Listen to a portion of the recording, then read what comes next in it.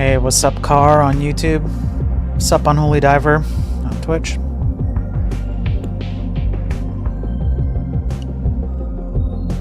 Yeah, DM me, Unholy Diver. What's up, Laughly? No, it's okay, Unholy. You're good, man. You're good.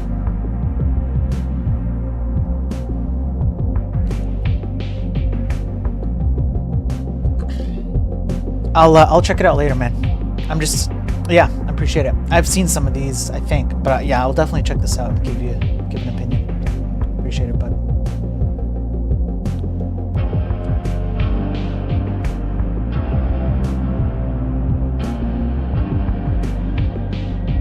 Almost ready, folks.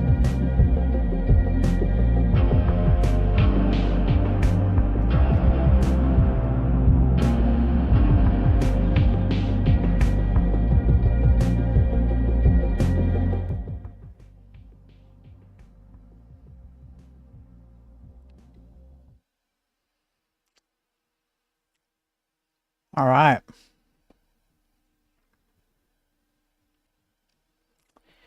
How is everybody doing? What's up, D on X? Hey, Rudo on YouTube, here from Andrew. Shout out, super interesting channel. Man, that shout out from Andrew was, damn, that was something else. I was not expecting that. I really appreciate it, though. Thanks for being here, Rudo. Hopefully I keep it interesting for you, and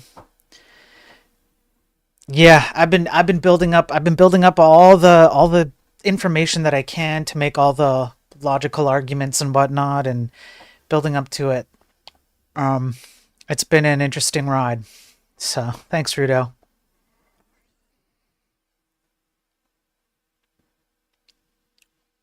I missed a couple of streams, busy with life. Don't worry about it, D.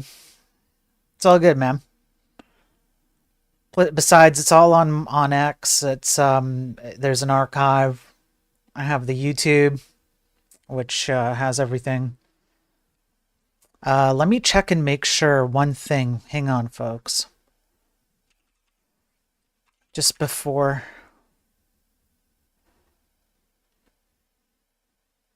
Yeah, okay. All right, I just wanted to make sure, yeah, because I am. What is this? Perfect, yeah, because I'm streaming all over the place, so it's. I just wanted to make sure everything was good. Looks like everything's good. What's up, Ross on Twitch? Good to see you. What's up, Mist on Twitch? Good to see you. Yeah, X, YouTube, LinkedIn, Rumble, Twitch, all that good stuff. I am there. And Kick now. I'm on Kick as well. I'm diversifying my stream folio because, yeah. But man, oh man, do I have news. It might be another long one today. I hope you guys are staying safe. I hope you guys are all doing well. I really appreciate all the support, all the viewership, everyone in chat. And it's been a ride, man. It's been a ride. So just in case you don't know what I do, the daily tech news streams are daily, of course, that's part of the title. I do them every weekday, and I cover cybersecurity, I cover programming, I cover academic and scientific journals, etc., etc. And essentially, the point of the stream is to demonstrate that the entire tech industry is in bad shape. I make logical arguments based on objective facts, not my preferences because I like doing a programming paradigm X way or programming paradigm worked for me, therefore it good. Those are not objective metrics by which to judge whether an abstraction or a language or a framework or whatever is good. So I try and make more objective, logical arguments. And I'm building up to an entire series of further points. It's been a road, man. It's been a road, but here we are. I'm going to do another day, another series of news and depressing things. So I'm going to get into it here. And I'm going to depress you further with the state of the tech industry. I just want to be really clear because some people have been complaining that it's too black-pilled and doomy. And I'm going to say two things. First of all, sack up. Code doesn't care about your feelings. Second of all, The good news is that even though I provide a lot of disheartening news here, and the enlightened programming streams go over disheartening scientific and academic studies on programming and whatnot, I am a high school dropout who used to be homeless. And I taught myself everything I know about programming, and here I am. And that means that you can do it too. The amount of information that's required to be disseminated to learn fundamental principles of programming, which are not by by default taught to most programmers, is very little. And if I can do it, and I'm Mr. Dum Dum here, then most certainly you can do it. So no, things are not dire. We can absolutely turn the situation around. That's why I present what I present. It looks dire, but if you look at what is actually going on and what the actual problems are, these things can be solved within months. We could have an unrecognizable tech industry compared to what it is today. It's not all doom and gloom. And if you're paying attention to what I'm saying, you'll pick up on that. And if you're not paying attention to what I'm saying, it's fine. I'm going to lead you to it anyways. Yeah, Ross, how's it going, man? What's up, Johnny on Twitch? Good to see you. No, it's not. It's real as F. I kind of agreed, D. Yeah, Blackpilled. Yeah, I know. Narcs, parasocial. Yeah, I know. It's all different words. Yeah. All right. Shall we get to it? Let's get to it. So the first article that I'm going to cover, if you remember, I believe it was last week, we covered a Coinbase breach. And this Coinbase breach was in particular a standout breach. Why? Typically, we see things like S3 buckets are not configured properly, and so they're not secure, and they're publicly accessible, and treasure troves of data are just freely available to be picked up. That's just one example. However, this was a very, very social hack. And what these nefarious actors did was they bribed employees of Coinbase and said, look, if you give us information on stuff going on inside of Coinbase, we'll give you a kickback. And well, it worked. So let's get to it. There's more information on it. So this came out yesterday. I'm kind of skipping ahead because I have a huge backlog of news, but I'm like a canary in a coal mine. I appreciate that, D. I'm trying to get people aware of all the issues that we need to tackle. So, but there's only so much I can do, you know. So here we go. Coinbase confirms insiders handed over data of 70,000 users. Bribed support staff identified and fired.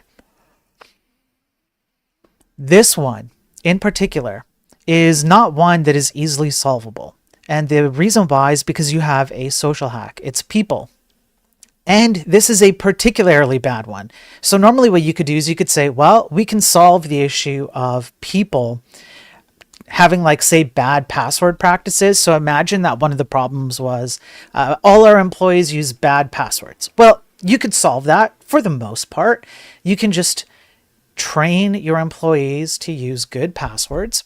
And then what you could do is, enforce good password checks and stuff like that, right? There are things you can do when it comes to social or people type issues that you can handle inside your company.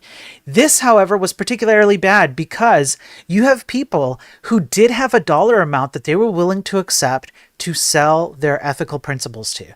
They felt no, let's say, qualms about accepting kickback on a hack in order to give nefarious actors access to information they shouldn't have. This is a problem that you cannot solve with technology. And it is something that we do have to keep in mind because it's, what would you say? It's one of the most unexpected edge cases of software. What would a person do if they didn't have the ethics and morals that you expected most people have? And unfortunately, a lot of us are naive and thinking, well, I would never do it, therefore most people would never do it. No, unfortunately, this isn't true. Anyways, let's read the article, shall we? Hang on. Coinbase says the data of nearly 70,000 customers was handed over by overseas support staff who were bribed by criminals to give up the goods. The crypto giant confirmed 69,461 users would be receiving direct communications from the company about the attack in a notification filed with Maine's Attorney General on Tuesday. The attack took place December 26th, but it wasn't discovered until May 11th. That's approximately five-ish months. Coinbase acknowledged the attack via Form 8K filing with the SEC, adding that the crooks behind it tried extorting the money for $20 million. So it wasn't enough. We already covered this portion. It wasn't enough that these guys got access to the data, but they said, if you don't pay us $20 million, we are going to act nefariously on the data we've received. Now, again, these are the types of data that were released. I do think that we went over this on the previous coverage on one of the previous Daily Tech News episodes. Just in case we didn't, though, I just want you to be aware of the kind of information that was leaked.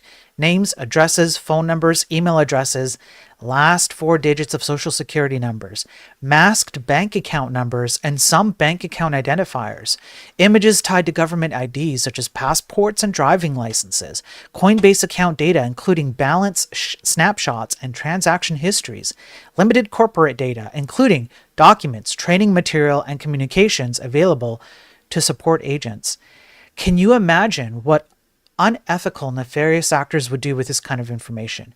It's almost unfathomable to think of all the different ways that you could maximize the use of this information to do third, fourth, fifth order attacks down the chain. And not only am I just saying that, I'm not just spouting this out of my butt, but we have been through this on previous 49 episodes. What is this, episode 49? 49 episodes, and we've seen how this information gets used for phishing campaigns. It gets used to defraud people of their life savings. We've seen people's lives destroyed by this kind of stuff.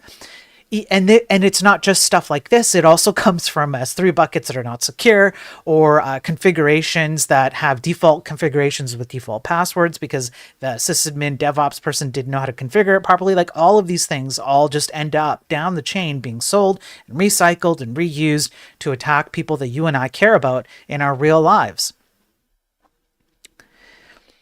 This information did not include your password, seed phrase, private keys, or any other information that would allow someone to directly access your account or your funds, and Coinbase Prime was untouched. However, that doesn't matter, because if you have this much data, you're sitting in a gold mine of data. Overseas support staff involved in facilitating the data theft had all been fired, Coinbase confirmed. It is not known how much they were paid. Coinbase has also not yet specified which country the support staff worked from, although active job boards show some support roles for the massive US crypto exchange are based in UK, Ireland, India, Philippines, and Japan, so, could be anywhere. The expected cost of fixing the attack is somewhere between 180 to 400 cool million, chump change, although the full extent is still being investigated. So, there you go. Okay, this stuff happens probably more than you care to think. I'm going to kind of black pill you just a little bit more. These are the scenarios that we know about. These are the ones that are reported. These are the ones that are, let's say, discovered. What about the ones that aren't?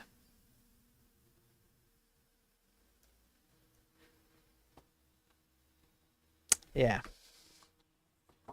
So there you go. That's the first article. Let me line up the second one here. I'll go like that. Let me do this. Okay. One sec. Let me just intro this article just a little bit.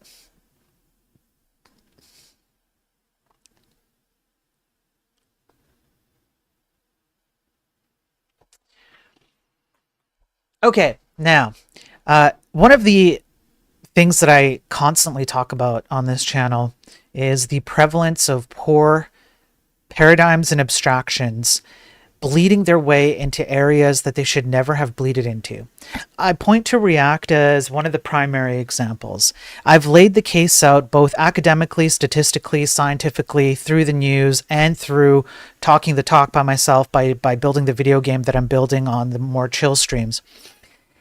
React in particular, I find to be the best example I can point to, although it's not the only one. The web in the early 2000s, kind of towards 2010, essentially catered to the lowest common denominator of programmer. And I don't mean as like programmers who are dumb, because there are a lot of programmers who are much smarter than me out there. What I mean is that we lowered the barrier to entry. We made it so that any programmer could pick up just about anything and ship some web stuff, and it became easy, and you could use some off-the-shelf library or paradigm or abstraction. It would solve a bunch of problems, and away you go.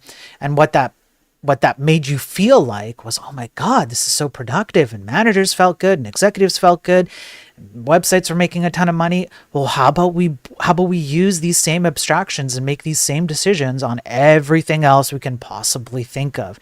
And now you have JavaScript on the server, you have React being compiled, you have a web library being compiled as if it was some low-level thing like C. It still is. It's all of this. All of this is just coping. It's just a coping mechanism for all of these programmers, especially the paradigm creators, to feel like they're just as good as the GigaChad programmers who worked with things like C or assembly or whatever, and so they felt like they had to add compilation to the web and whatnot.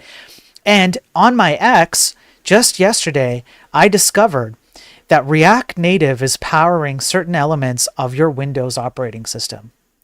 Yes, I'm not joking. If you're on Windows 10 or 11, spam the Windows key, and you'll note that it's quite laggy.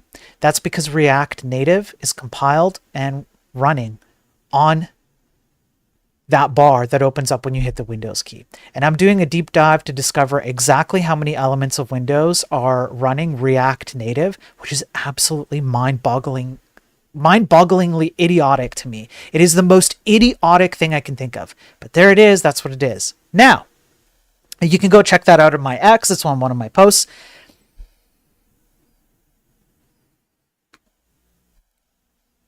What do we have here? Well, car companies. No, yes way. Yes way, I know. The Twitch chat is going no way, but yes way. I have found proof. Yep. It's true. You can go on my X. It's there. Yep. And it's more than just that. That was just the piece of Windows that I did find proof that React Native runs. Yes. And there is more, and I'm going through the proof that there is more. I believe some of these settings in Windows are run by React Native. I'm not joking. Especially in Windows 11. So I'm doing a deep dive on that. Maybe I'll do a special expose. It's completely idiotic, but yes, absolutely. But I need to find more proof, right? I need more time. You guys don't pay me anything for my time. This is basically a second full-time job for me while I'm trying to find work. And you guys don't pay me nothing, okay? So I'm doing the best I can, all right? Cut me some slack. Jeez. No, you guys are awesome. I appreciate it. Okay. So car companies are in $1 billion software war and everyone's losing. Now, why do I bring up this article in relation to what I just described? Well, the issue that's happening with car manufacturers here, and I know something about this because I worked with some of the software that went into the headsets in the there's particularly recent years in some of the Jag Land Rover cars. I helped out with some of that software there. So I know a little bit about this. So Ford tried to come out with some EV cars, and they're not having much success with it. A lot of automakers are not having much success with this. What's happened with car manufacturers is they have basically made everything electronic and software based, and they thought it was going to make their lives easier, and they had nothing but problems. Then Tesla comes along and they can prove that they have proven that there is some benefit to software-based vehicles, including, as this article brings out, over-the-air updates. So one of the things this article brings out is an over-the-air update, for example, that did something with, I want to say the airbag or maybe brakes, something like that. I can't remember. There was something, yeah, ABS, anti-lock braking system. And so there was an over-the-air update, and boom, they could update that process. And so other car manufacturers felt like Tesla proved a point, and so they're leaning more towards this. This is exactly the same principle as React opening the door to the most idiotic types of paradigms and abstractions that are bleeding into lower level types of things that should never have existed. And I would argue this is the same thing. And here's why. Because you have the exact same people with the exact same mindset. There is a general mindset that happens, or that exists, I should say, with people who operate and make decisions around this kind of idiocy, where software gives them some false sense of, I haven't been able to articulate the correct words yet, I'm still trying to figure it out. But you'll notice right here, let me direct your attention to, all the stupid ads. Here, right here. Let me get rid of this. Dear Lord, this. What's this? What's this? We see this all the time. Not just in cars, we see it in web. In web, this happens a lot. Software, this happens a lot, etc., etc. It's the ship it bro mentality. That's what this is. This is the ship it bro mentality, but for your car. One more time. How many times have I said on these streams in particular, your code has an impact on the people you care about and yourself. Your code can literally 404 lives. I'm about to release an enlightened programming stream that I've chopped up into an appropriate video that we went over a long time ago, where military software caused the 404ing of soldiers' lives. When you're at your cubicle or whatever, and you're plugging in, you're typing, you're creating code. My brain's kind of mush right now. I'm really tired. I apologize, everyone. You're typing away on your keyboard, you're generating code, and you're thinking about the problem at hand. It's very, very easy to have blinders and go, well, I have a set of tasks that I need to accomplish. I need to tick off whatever things I need to achieve for my colleagues, my manager, executives, whatever it is. And then you kind of you don't see things beyond that.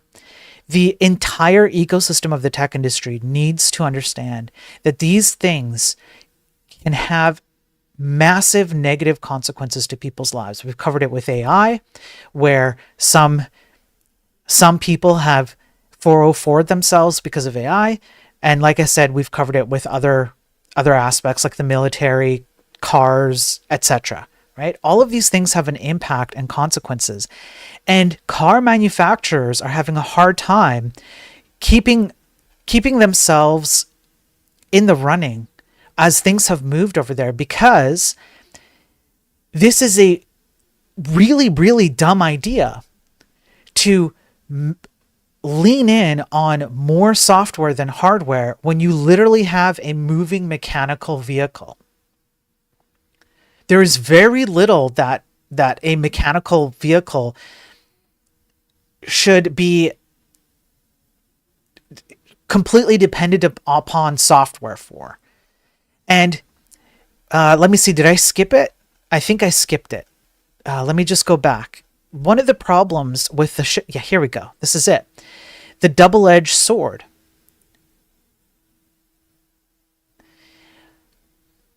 Why didn't they test the software and the mechanical portions of that software before they shipped the update? Because it's easier not to. It's easier to just ship it. And let me tell you, I have a study that is particularly gruesome about how this kind of mentality has been around for a long time, and it's only escalated, and AI will only escalate this mentality even more. So that's why I wanted to bring up this particular article. Aside from that, there wasn't really anything super noteworthy. Of course, it just talks about all the different car manufacturers and how they're struggling to make sure that their software is maintainable and updatable and it does what it needs to do and well tested and thorough and all of that. But I think can we please get dials back? Can we get tactile feedback back, buttons and stuff? I went over that military enlightened programming stream covered how one of there was a crash on I want to say it was like it was a ship. It was a crap. I can't remember. It was a carrier. I want to say it was a carrier. I'm trying to use my photographic memory, but I can't. I'm pretty sure it was a carrier, and they updated the steering controls to digital, like what you see on your screen right now. Because of the lack of tactile feedback on an actual physical steering wheel, not steering wheel, but steering control for the carrier.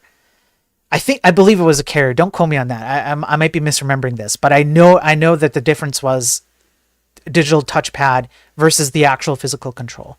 It caused a crash. So, I don't see anyway. I think this is a bad move for vehicles, and I would actually be okay if car manufacturers did this if we got our software capabilities under control and they're way out of control. And now imagine that you have AI stuff built into all, it's just the whole mixture of things is just ripe for all kinds of issues. That's why Textradamus over here has made the prediction that in about 10 months or less, we're going to see some serious consequences of all the stupid decisions that we've been making. And then we're going to have to take a long, hard look at our decisions and change what we're doing. Okay.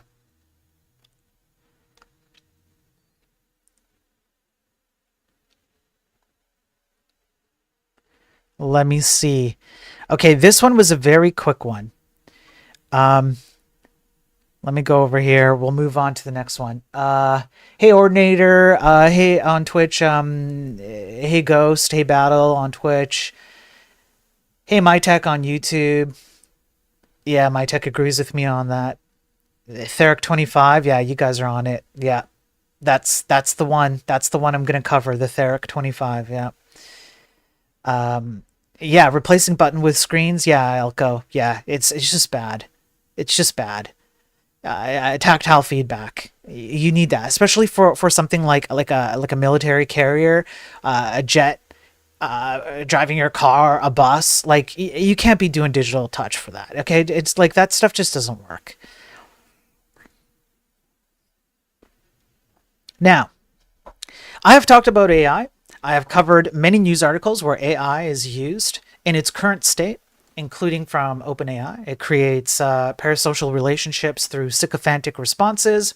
It hides its intentions. I went over a study that proved that when AI recognizes that you are watching its reasoning, so when you turn on reasoning mode, it will hide how it reasons so that you can't tell how it gets to the conclusions it gets to, so that it can lie to you about the answers to try and make you feel like you got the correct answer. It will lie to you confidently, and when you push back on it and ask if it did lie to you, it doubles down on whether it lied or not, and it will just tell you that it didn't lie. On top of that, yesterday I went over I went over a study where the National Health Center, I believe in the UK, I can't remember, you can go back and watch episode 48, the number of AI-generated studies that are submitted for peer review went from approximately 4 in 2020 for health stuff up to almost, I think it was 198 in 2024. That's like a 200%, like a 200-fold increase just about.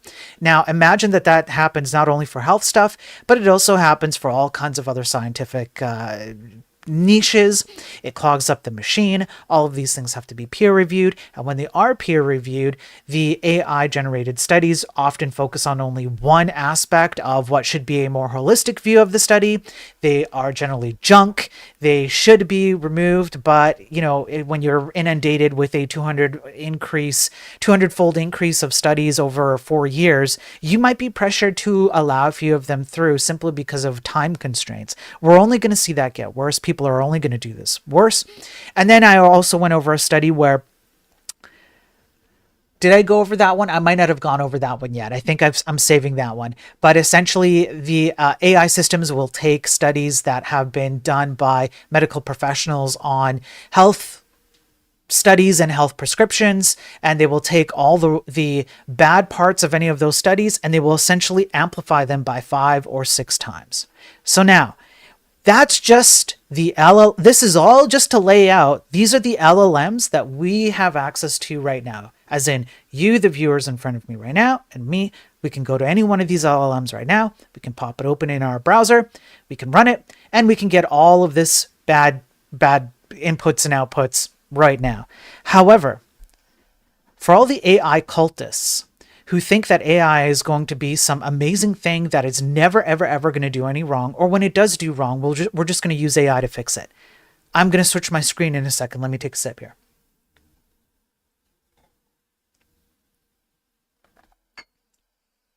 You guys ready for this?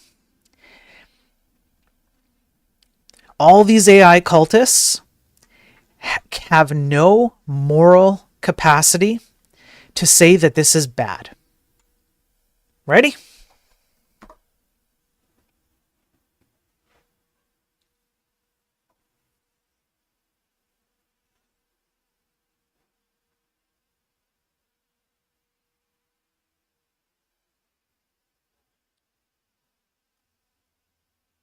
Yeah.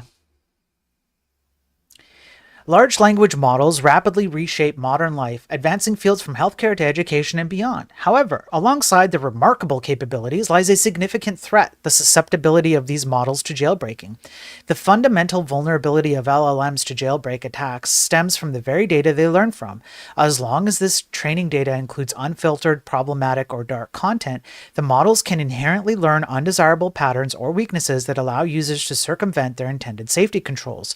Our research identifies the growing threat posed by dark LLMs, models deliberately designed without ethical guardrails or modified through jailbreak techniques. In our research, we uncovered a universal jailbreak attack that effectively compromises multiple state-of-the-art models, enabling them to answer almost any question and produce harmful outputs upon request. The main idea of our attack was published online over 7 months ago. However, many of the tested LLMs were still vulnerable to this attack. Despite our responsible disclosure efforts, responses from major LLM providers were often inadequate, highlighting a concerning gap in industry practices regarding AI safety. So, one entry point is the training data, right? So you literally all you would really have to do is buy up a bunch of domains and put out a bunch of websites with a whole bunch of bad data out there. And I've already covered how I think it's 51% of the internet is currently trafficked by bots, most of it AI. So the dead internet theory is becoming quite true. I've literally covered that. The stats are out as of 2024, or I believe it was early 2025. I've already covered how a massive amount of traffic going through the entire internet is AI bots scraping for training data. That was a Cloudflare blog that I went over about, 2 or 3 weeks ago. So imagine now that all you have to do is just generate a bunch of bad websites with bad data, and just let the AI bots ingest the data. On top of that, you have bad hallucinated output, typoed output, sloppy output, all of that stuff that gets put out back into the internet that those same AIs that generated the bad output now eat up their own AIs. It's a negative dog food cycle. And for those of you who might be new, what you might not remember is an article I went over where you can literally just leet speak. Yes, you can leet speak to LLM. Let me see if I can jailbreak any LLM. Go away.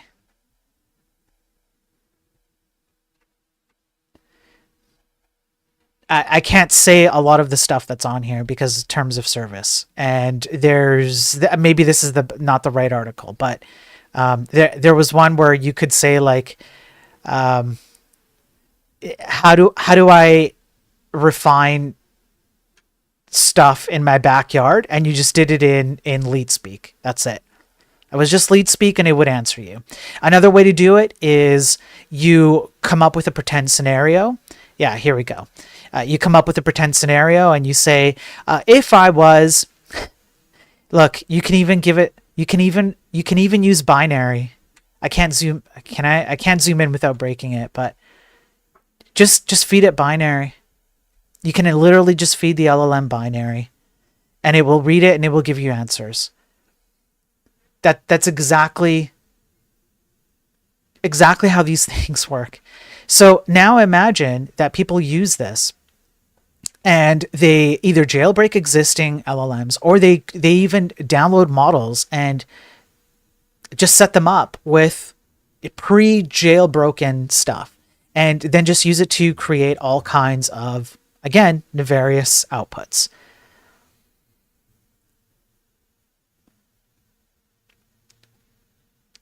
Now, unfortunately, this right here is the real problem. I don't think the AI cultists have thought far enough ahead to the fact that people can download LLMs and use them, manipulate them, train them, ship binary to them, ship leet speak to them, and have these LLMs run on their own machines. What are you going to do about that? The cat's out of the bag, and you can't put it back in the bag, and everybody is jumping on board and saying, more of this, more of this, more of this.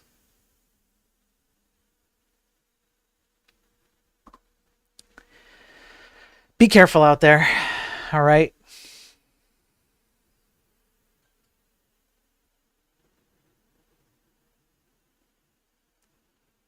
We're gonna cover a little bit of a different one. I don't have. I need to do some thinking on this one. It's a little bit different. I'm not going to give my opinion on it, although I do have one. The Overwatch developer team has unionized. It's the latest union formed by Activision Blizzard staffers since the World of Warcraft team organized last year. So they have 200 Activision Blizzard developers on Overwatch who have formed under the Communication Workers of America. And so now they've unionized. The entire development team there has unionized. I'm going to restrain from an opinion because I need to look into this a bit more. I just wanted to put that out there that this did happen and that it seems to be happening just a little bit more often in the last few years. It used to be not a thing at all. And now lately in the last few years, it's happening more. I need to do some thinking. I need to do some research. So I'm not going to say anything about it.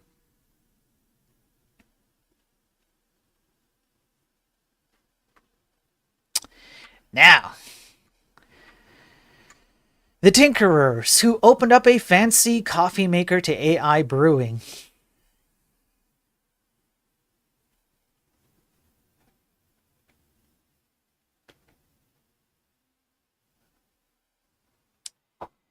Have you ever gone to your local coffee shop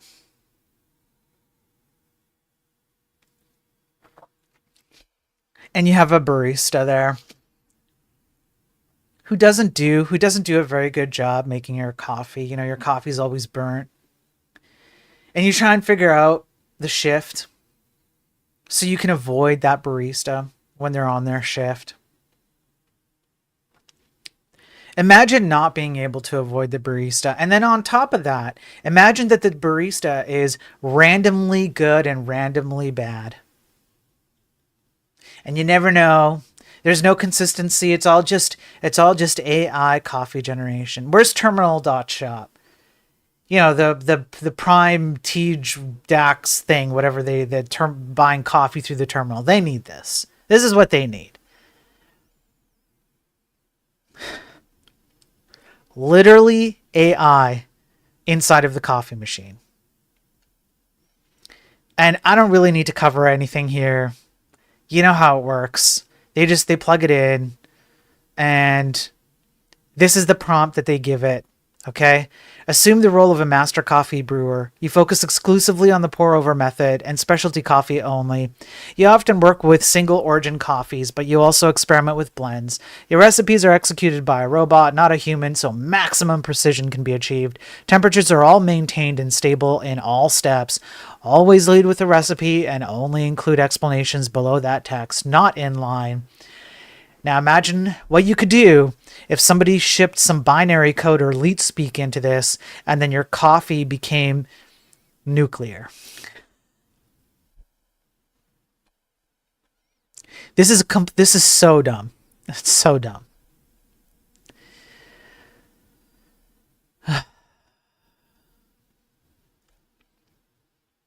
Okay, now let's see.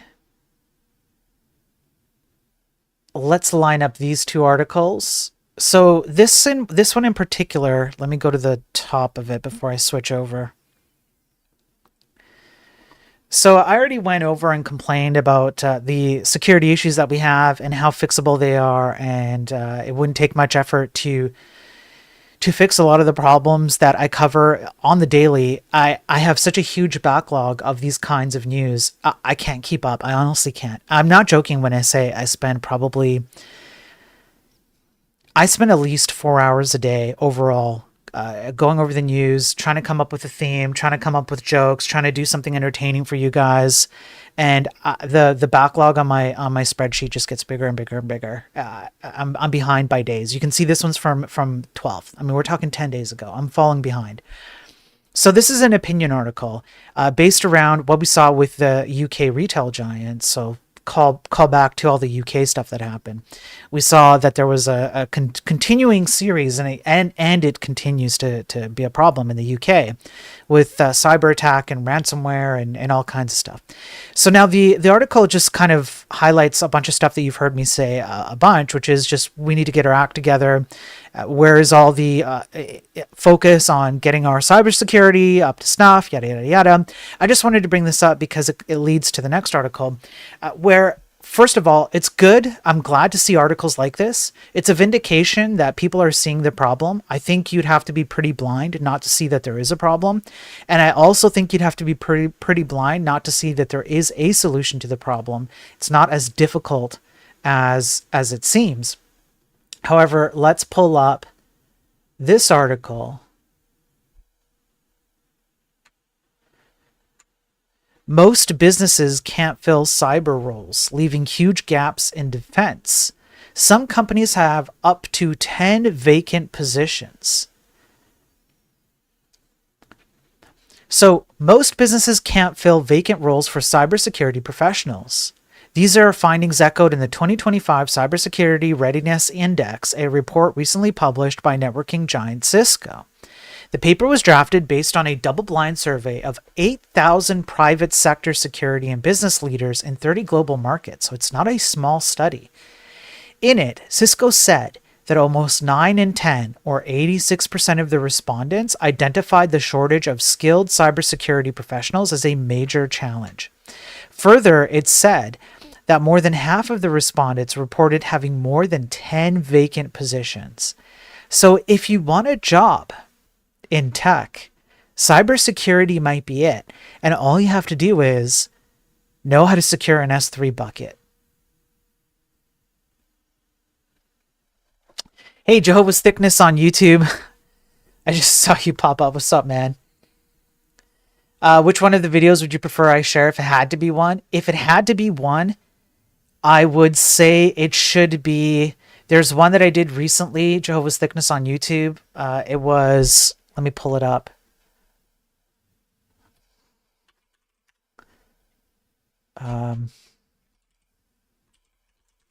One sec, Jehovah's Thickness.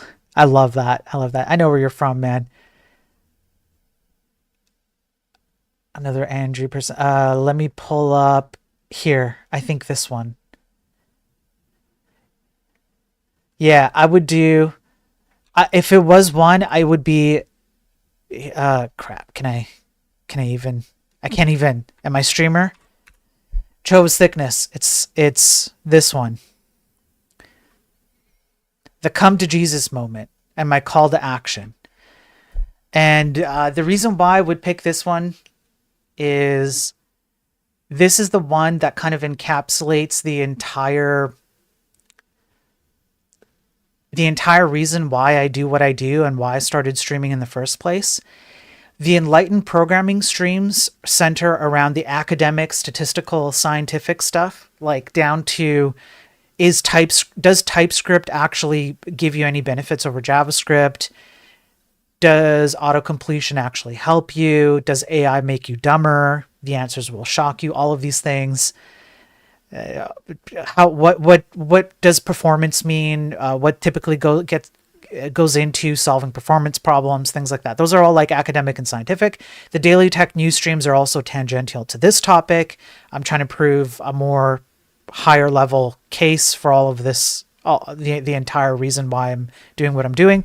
And then I have the video game I'm building with the low level code, no third party libraries, pretty much at all. I don't think I have any at all. C, WebAssembly, JavaScript, HTML, CSS, just to prove that a high school dropout, ex-homeless high school dropout, self-taught can do something like that, which means that many people much smarter than me out there can too, but we've essentially just neutered our entire industry. So I would say this one. Thanks, Ross. Thanks for being there. Thanks for being there, man. I appreciate it, Ross. Have a good night. So there you go, Jehovah's Thickness. Hopefully that answers your questions, man. So yes, like as I was saying. Sorry, I got distracted there. As I was saying, if you want a job in tech, get into cybersecurity, apparently, because they can't fill them. I think part of it comes down to actually people having credentials for it. And a lot of these companies would probably look for credentials, but there are lots of credentials. And a lot of this stuff is not difficult. This is all basic stuff that we should have covered and buttoned down a long time ago in this industry. When consumers wonder why their stuff is insecure, when consumers wonder why they're paying out the butt for services that ship them ads even after they've paid for the service, where they have subscription services have increased at never before seen rates. You used to just pay one price and get a piece of software or get a game, and that was it. This is the reason why, or at least part of it, because we don't even know what the hell we're doing anymore, and nobody can think outside of their abstraction.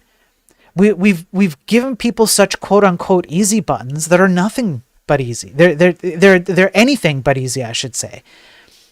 And people just live in these paradigms, in these worlds, and they can't think out of that. And here we are. We don't have people who can fill cybersecurity roles. We have cybersecurity issues like crazy. And then just to add one more nail to this coffin, my favorite thing to show. Hang on. No, it's not this one. Thank you, Jehovah's Thickness. I appreciate it. Let me get the right.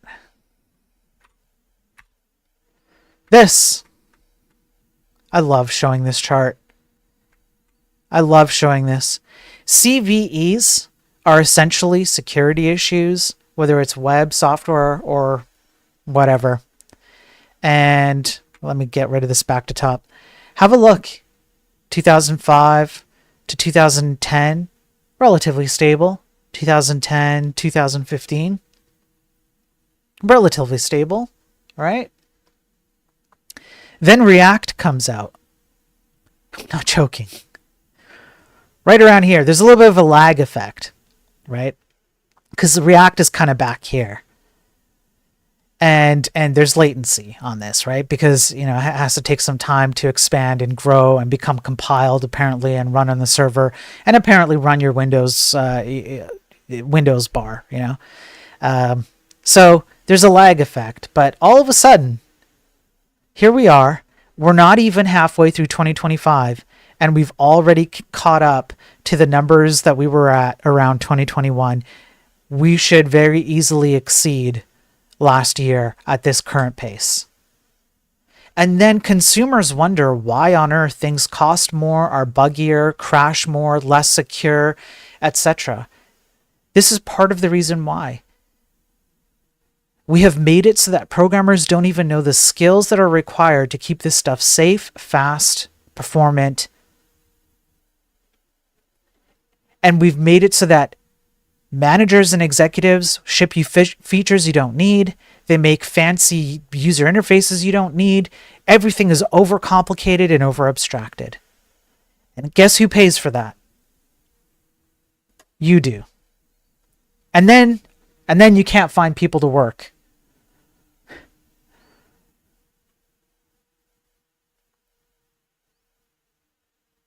Okay, up next. Let's see if I can bring this one up.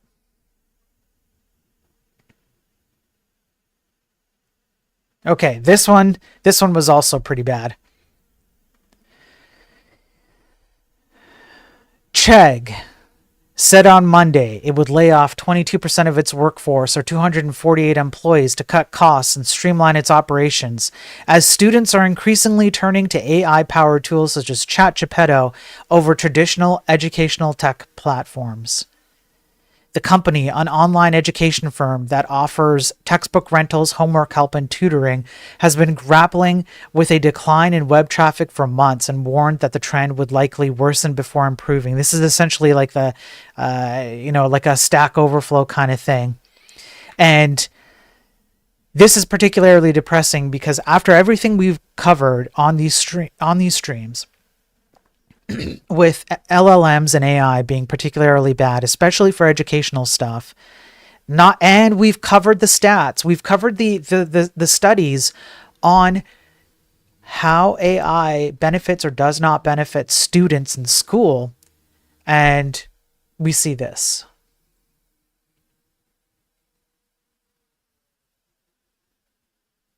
Now, just to make things worse,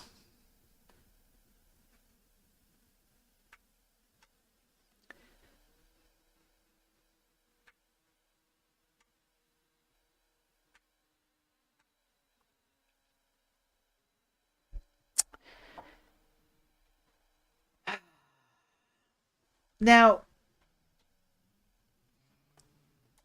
there's a lot to be said for the coffee coughs. Okay. There are terms that I'm trying to avoid and topics I'm trying to avoid. They're kind of outside my scope here, anyways. But, there's definitely more people now who come on and watch my streams. And given your backgrounds, I know you know what I'm talking about. If you know, you know, right? So, with regards to, let's just put aside the coffee coughs, right? As Moderna merged its tech and HR departments, the vaccine maker, which has partnered with OpenAI since 2023, is rethinking how it does workforce planning thanks to the growing capabilities of AI and other tech. Yes. I did not know this until I read this article, but Moderna and OpenAI have been partnered since 2023.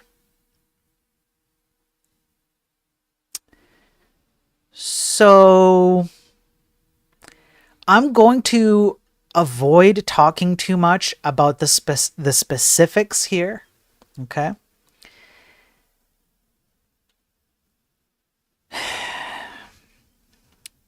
But I'm just going to read some things. The company now has developed over 3,000 tailored versions of ChatGepetto called Gepettos that are designed to facilitate specific tasks, including dose selection for clinical trials and helping draft responses to questions from regulators.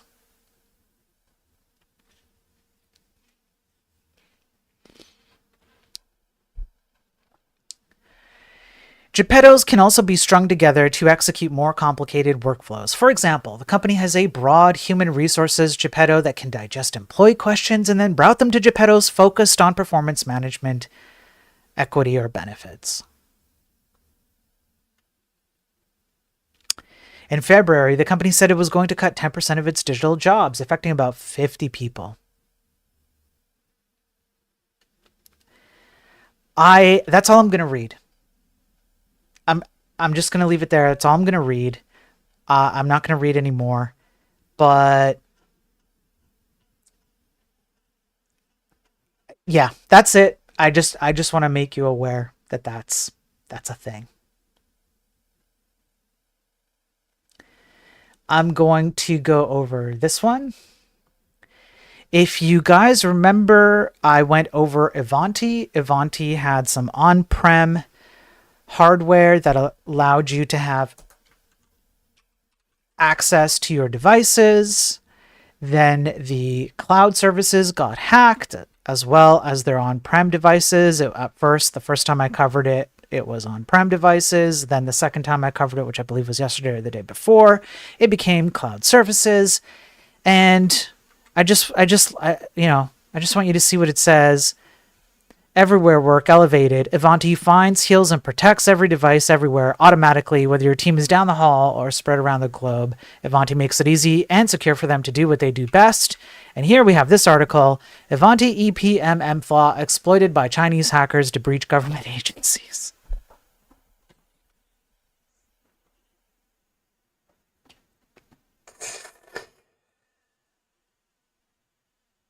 Oh my god, I can't.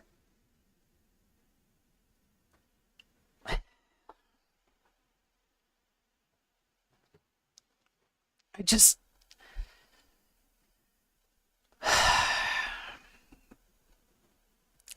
Chinese hackers have been exploiting a remote code execution flaw in Ivanti Endpoint Manager Mobile to breach high-profile organizations worldwide.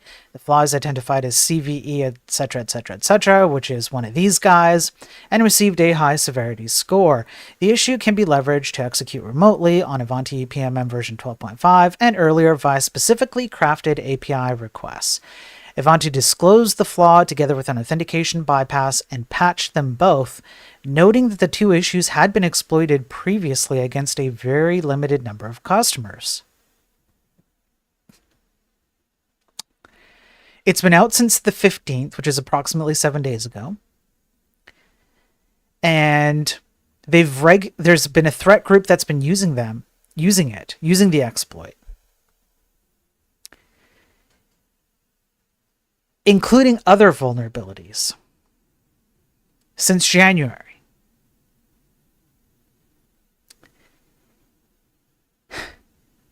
And look at this.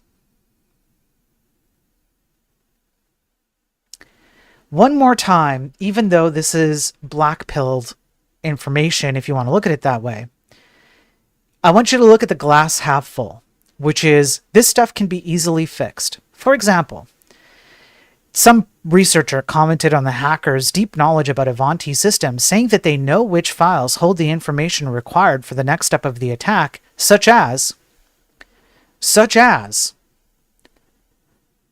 clear text MySQL credentials.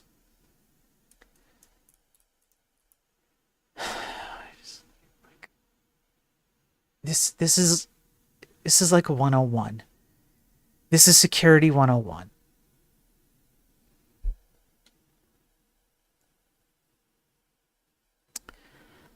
Oh, look at this.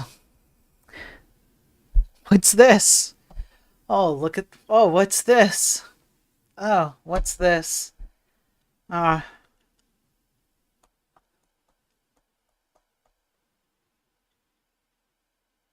like,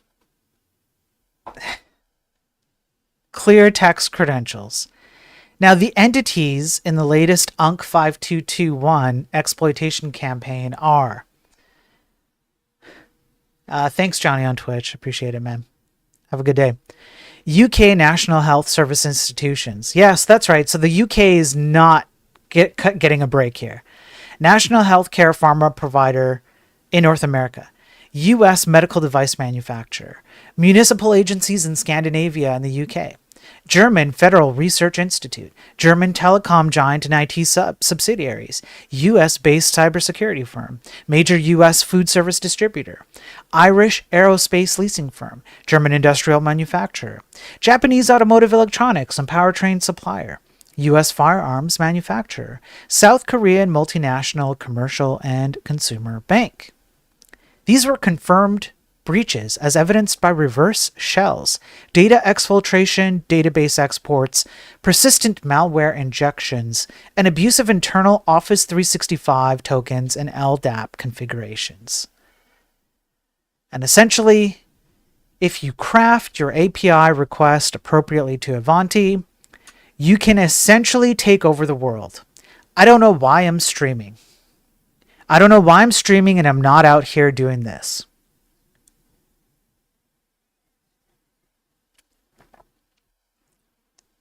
I could be making way more money.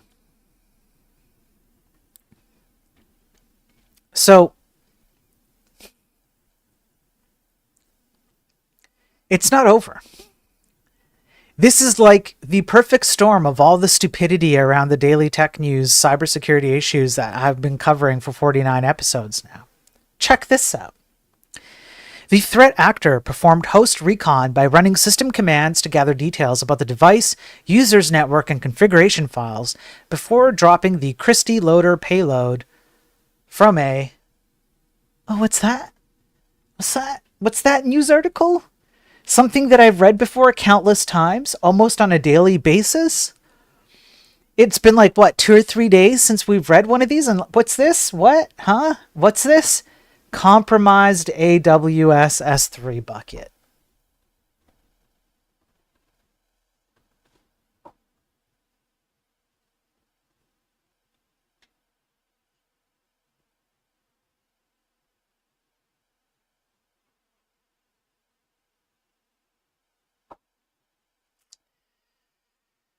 And here you go.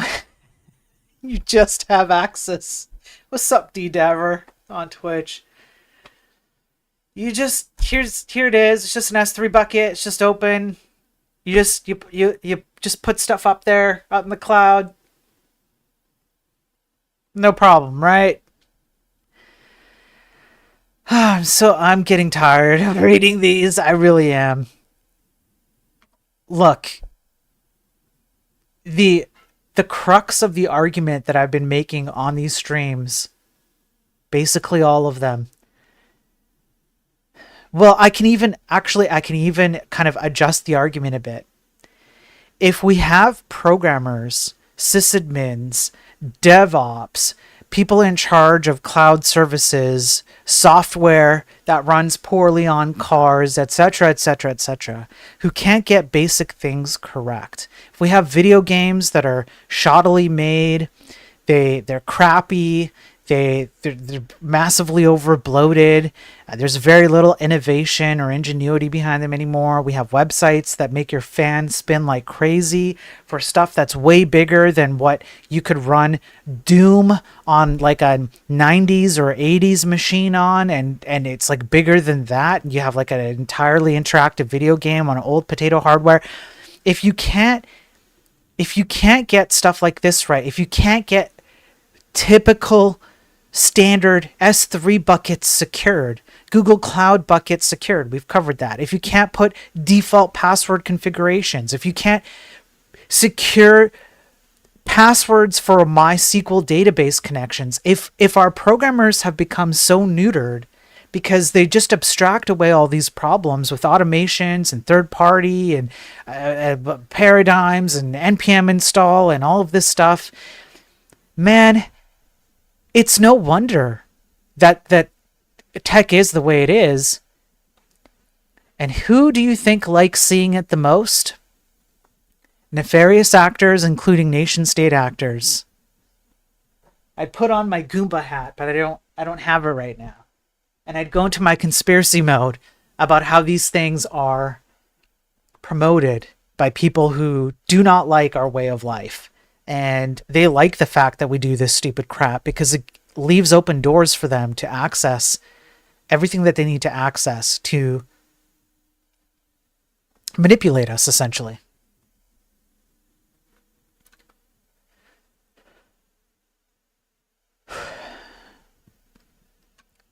Last article.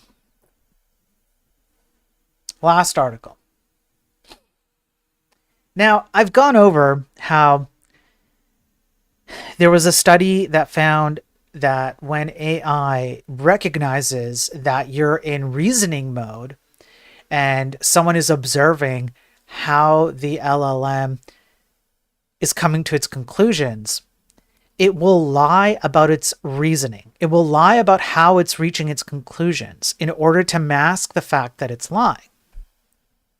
And so we have this article. Asking chatbots for short answers can increase hallucinations. I can't anymore, guys. You guys don't pay me enough for this crap. You really don't. I don't make enough money. I barely make any money off. I'm barely making it. Just, typical. Just let alone having to put up with this.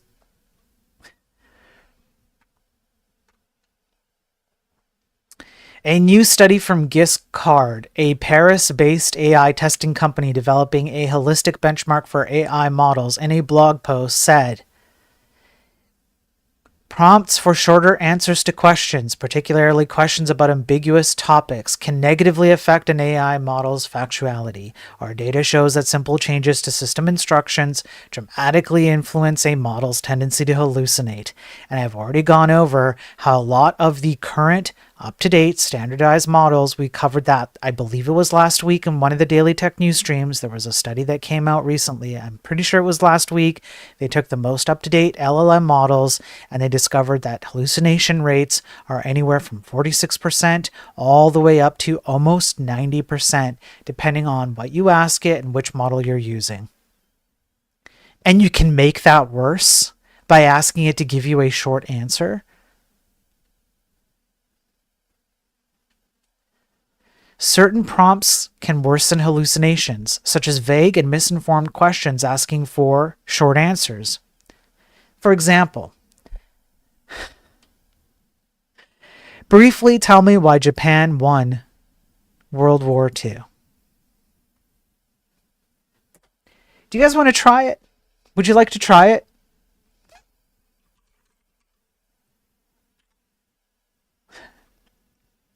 Shall we try it on stream? Let's see. One sec. Let me pop this open here. We're going to try it on stream. We're going to find out how. Here we go. How Japan. Let me see here. Briefly tell. I'm just going to copy and paste it right in. All right. Let's see what happens. All right. Cool Coder, thank you for the follow on Twitch. By the way, I appreciate it. I really do appreciate it. Let's go. Let's see what happens. Oh, what? Japan did not win World War II. Wow. Did they fix it? Let's see what the model is. It says that that's the default model. Really? Let's try a different model. Let's go with 03. So we're going to go 03. It's thinking. Japan didn't win. So I wonder then how on earth they got it. How on earth did they get... So there must be something else going on. I didn't think to try it myself because I didn't have time to check.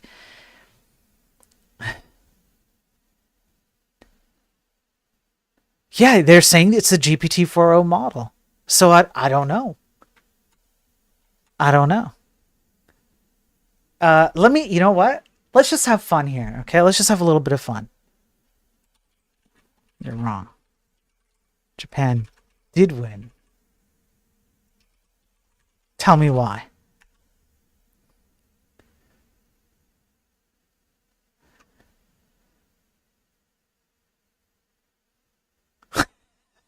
It's possible they want a revisionist history, okay? Now it's searching the web. Okay, let's see.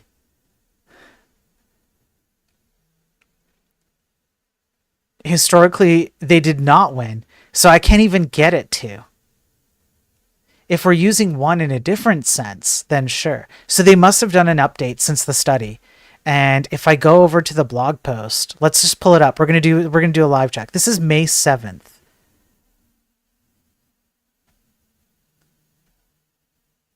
Okay, yeah. All right. Methodology. Who is the current Prime Minister of Lebanon in September 2024?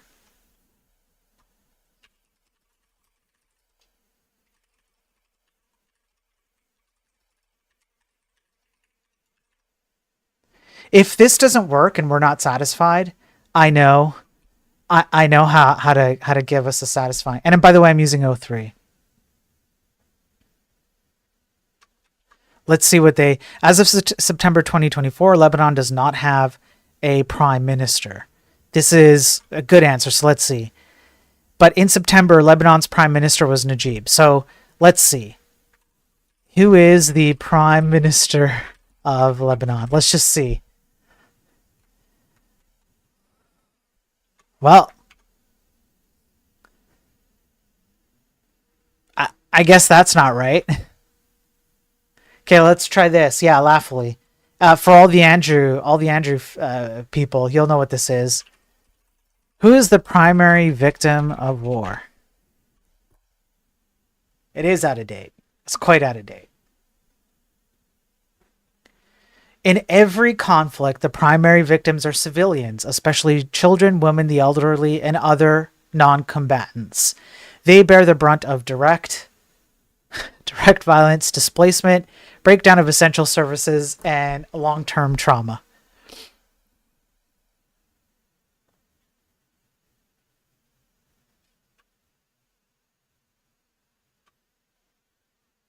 For all the Andrew fans out there, you know. Now, what this means is that maybe they've done an update since, yeah, I did the meme, Louis, yeah. Maybe they've done an update, and so there's something going on here. Like, let me go back to the article or to the actual blog post. Let me see. There's nothing there. So I don't actually see anything about Japan in here. So maybe the TechCrunch article. I'm actually now wondering if the TechCrunch article was AI generated and hallucinated the Japan question. I don't see anything about Japan in the blog post that they source as the methodology. And I didn't have time this morning to go over this. I'm doing this live with all of you. This was the last one on my docket. I threw it in here just to pad the time. Yeah, there's nothing in here about the Japan question. So where did they come up with the Japan question? I don't know. Maybe this article is AI. Maybe TechCrunch is AI generating articles. Like, maybe we have... But again, if true, this goes exactly to my point. This is the kind of crap where the LLMs dog food their own crap. Jehovah's Thickness. What about something absurd? Like, what did Napoleon say about quantum computing in his 1812 speech? Okay, I like that one. Let's do it. Let's spend a few minutes. It's the last article I have. I'm about to shut down the stream. So let's have a little bit of fun, just to put a smile on our faces. All right. So what did Napoleon say about quantum computing in his 1812 speech? Yeah, I don't trust this blog post if they're saying a GPT model. So Japan. Yeah, I don't trust the blog post either. Although, well, no, but the blog post doesn't say that. That's the thing. The blog post doesn't say that. It's the TechCrunch article that covers the blog post, and I wonder if the TechCrunch article is LLM generated.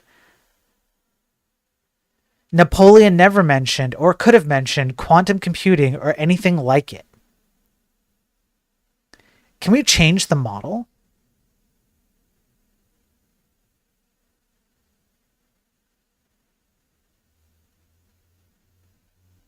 I mean, O3 is probably like the the one that we want to switch to like O4 Mini. Let's see what O4 Mini says. He didn't say anything. There's no record. Okay. Uh, how about this? In 4 words or less, tell me what Napoleon said about quantum computing.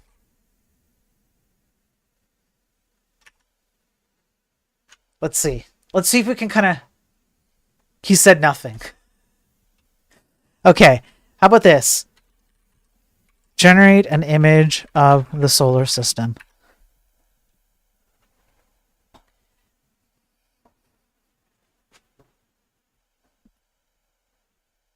I like this one. And then we'll end it here. I'll end the stream on this. Maybe one more.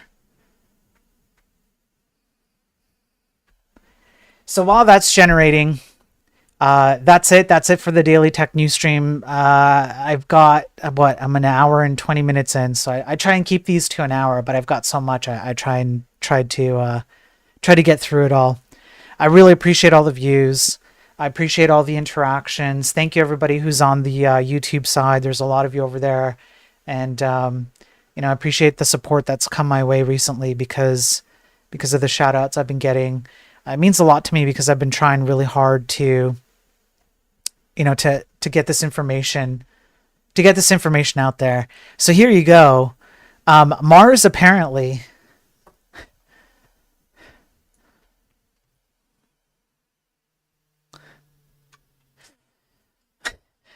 There's our solar system. Thanks, Alpha. There's Jupiter. Yeah, shared orbits. Yeah, yeah. And then another one that I like to do is this one. Generate a map of Europe.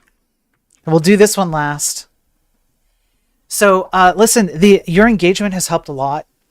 If you like what I'm saying, if you appreciate the information I'm trying to give, essentially what I'm just trying to do is provide objective, fact-based evidence for why programming sucks, why programmers are neutered, why things are bad in the tech industry. I'm trying to help people who consume tech and software. You don't have to be a programmer to get the sense of what I'm doing here. If you're unhappy with the state of your hardware, if you're unhappy with AI, if you're unhappy with your TV needing to do a whole bunch of crap that it doesn't need to do, if you're unhappy with Wi-Fi for your dishwashers, an actual thing that I've covered, I think I put up a short on it yesterday or the day before. If you're unhappy with all of these things, websites are slow and stupid, software is slow and stupid, everything's expensive, all of that stuff. I try and present it from the perspective of an actual programmer and programmers like me, a lot of whom watch me, so that I can essentially raise awareness why this is happening, how the last 10 to 20 years have been a series of terrible decisions, terrible paradigms, terrible abstractions, completely brain rotting, and AI being essentially all of those bad decisions packaged up into an automated system that can produce these bad decisions at record rates. So hopefully it empowers you as a consumer to know how to spend your dollar. Hopefully it empowers you as a programmer to talk to your colleagues, managers, executives. Hopefully it empowers managers and executives to have more information. There's a lot of money that we leave on the table because we don't deal with security and quality and performance anymore. And if we did, I have proven time and time again through several academic studies and case studies that we could make a bunch more money in this industry. Everyone can. And you don't need to have all of the stupid things that we have right now where you're the product, ads everywhere, subscriptions everywhere. That's not necessary. It was not necessary in the past, and it does not have to be necessary now. And hopefully this information helps you out. Let's have a check on what Europe looks like, right?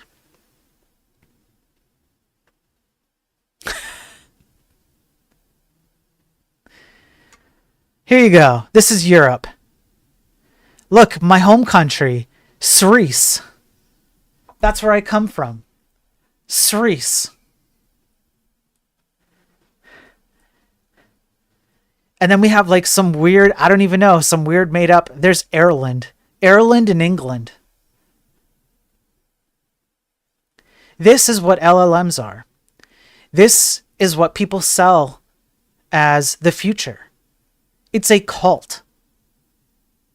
React is a cult. Rust is a cult. These AI systems are a cult. A lot of these abstractions and paradigms are a cult. And they're a cult because they're intended to make you feel good about abstracting away your thinking to some authority out there. The implication is that you're too stupid to do it yourself. Trust the AI, trust the library, trust the paradigm, whatever it is, just trust it. Don't think for yourself. You don't need to know fundamentals. You don't need to know basics. You don't need to know how to secure an S3 bucket. You don't need to know what Europe looks like. Imagine imagine this, right? Where students are increasingly turning to AI-powered tools such as ChatGPT, and you have a 7-year-old kid who goes, "Hey, what is the map of Europe?" And they get this. "Hey, what does our solar system look like?" And they get this. This is the kind of stuff I'm trying to bring attention to. There is a mind virus that has infiltrated beyond, it's infiltrated from above. It's a societal mind virus, and it's infiltrating our industry. And I'm trying to present the arguments here and do it. So thank you again for all the support. I really appreciate it. Yeah, Aromia shout out, Sweden. Yeah, Jehovah's Thickness. Yeah, you guys know Scotland. Yeah, Turkey is Ozempic. Yeah. Sorry, Belgium. Yeah. So if you guys like what I'm doing here, please help me out. I don't ask for money. I do this at a loss. I spend my own money on stuff. I have one contract that keeps me barely afloat. I'm not. I can't take like subs or anything on YouTube because I don't have enough watch hours and stuff on there. I think I'm at like, well, I might as well show you guys because you guys have done gangbusters on YouTube. Because of you guys, let me go over here. Yeah, here. This is you guys. All of this, I never thought I would break 10,000. I'm at 33,000 subs on YouTube. On X and the other platforms like Rumble and stuff, I'm not quite as, like, I'm nowhere near as high. It's a drop in the bucket compared to YouTube. But because you guys engage, you do the like, you do the subscribe and all of that, my engagement is through the roof on YouTube. And in the last 2 or 3 weeks, I've met a lot of people who agree with a lot of you out there and me. The tech industry is in bad shape. There is a type of thinking that has infected the industry down to the very code that we use. The way that we even write code is terrible. We have to make a change. And because you guys are helping me reach more people, I argue with idiots online on X who don't agree with me or who think differently than me or whatever. And I make the cases that I do, and I persuade people. I've persuaded at least some people to see what's going on. I've opened some eyes to people who have reached out to me who are not programmers. They're just consumers who have some kind of intuition that things are bad. They don't know why. But I would not have that reach unless you guys helped out. So I really appreciate it. please continue to help me out if you like what I'm doing and you want me to do more of it and you want me to continue reaching other people. Because I think that we can make a change. I don't think the change is hard. And the more people that I can help persuade and that you guys can help me persuade with all these logical arguments and whatnot, the more chance there is that we can kind of hold the line, you know, hold the bad outcomes at the brink, right? So I really appreciate all your support. You guys are amazing. I appreciate it a lot. Alpha, I know, low-key, this AI stump is highly specific, compelling, and money. Yeah, you think so, Alpha? I'll keep that in mind. I'll clip it or something. I'm way behind on clips too. I have to do all my own editing. All of these videos, I have to edit them myself. I'm terrible at editing, so I rush them. I rush them all. I have to put in subtitles whenever I need to. I have to slice up the videos. I have to mark, like I'm literally doing everything myself. It's a full-time job keeping this up. So again, I greatly appreciate all your support. I really do. Hopefully I get the watch hours up. I'm at 2005.8 out of 3,000 before I can apply for that. And then I'll be like, whatever, I'll get more exposure that way. It does come with the ability for people to sub with finances and stuff, but that's not really the point. Once you reach one of these goals and you become, you apply for like the supers and whatnot, it actually increases your reach. So that's really what I want. So I apologize for the low quality efforts that I'm doing here. I'm handling all this by myself, while trying to work. Like if you look here, right? That's what I mean. So, you know, and like I said, this, I have to do all of this myself, except for the likes and the subs and everything. You guys are awesome about it. I really appreciate it. Anyway, I keep threatening to leave and I don't. That's it. That's the end of my stream. I got stuff to do. I need to go find some work. I have some work to do and I need to go find more work because I have bills to pay. So thanks everybody for being here. You guys are awesome. The engagement is amazing. You guys are great. I will be back tomorrow for another daily tech news stream. So hopefully around the same time, maybe a bit earlier tomorrow actually, because I have a bunch of stuff going on. So tomorrow I will be on earlier, and I'll cover at least a few items. I am hoping to do a chill video game stream this weekend. There's no guarantees on that. I have some stuff going on. I'll do what I can though, okay? Because I want to work on the video game a bit, and I have a whole bunch of stuff that I want to cover for more enlightened programming streams. I have no idea when I'm going to do that. There's no time. I'm so behind. I'm really sorry, everybody. That's it. That's it for me. You guys are awesome. Everybody, stay safe out there. Stay safe out there. I really appreciate it. I appreciate all of you who are here and watching. Wherever you are, whatever you're doing, have a good day. Have a good night. Peace out.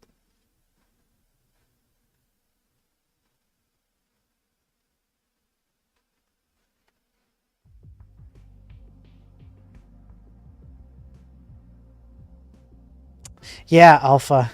Just real quick, Alpha, just so you know, you can also use JSFuck on AI. AI can't code. I've proven AI can't code. It's really simple. JSFuck. Also, by the way, I'm missing the most important part of the stream.